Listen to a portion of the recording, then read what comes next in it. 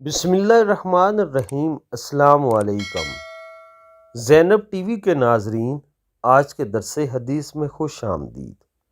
ناظرین اکرام، آج کے درس حدیث کا موضوع ہے بڑی بڑی مونچھیں رکھنا۔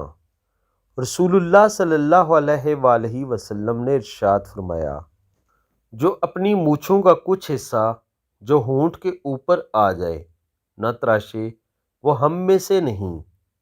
سنن ترمذی۔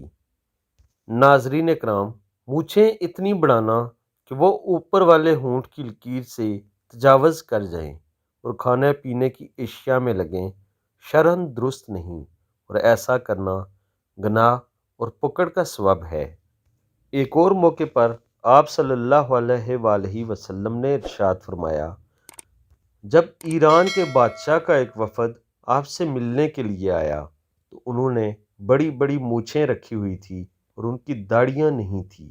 آپ صلی اللہ علیہ وآلہ وسلم نے ان سے پوچھا کہ تم نے ایسا کیوں کیا ہوا ہے؟ تو وہ کہنے لگے کہ ہمارے خدا یعنی بادشاہ ہمیں حکم دیتے ہیں کہ تم اپنی مونچھیں بڑھاؤ اور داڑھیاں منڈواؤ۔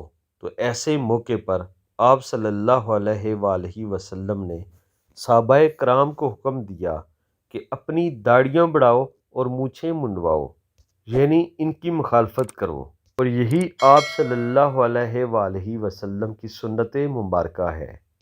دنیا بھر میں جہاں بھی آپ علماء کرام کو دیکھیں گے، مفسرین کو دیکھیں گے اور محدثین کو دیکھیں گے، وہ آپ کو نظر آئیں گے کہ ان کی داڑھیاں بڑی ہوں گی اور یا تو مونچھیں منڈوائی ہوئی ہوں گی یا انتہائی چھوٹی چھوٹی رکھی ہوں گی۔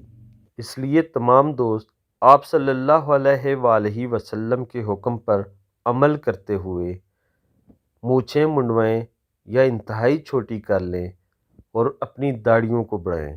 اللہ تعالیٰ سب کو خیر جزا عطا فرمائے، آمین ثم آمین۔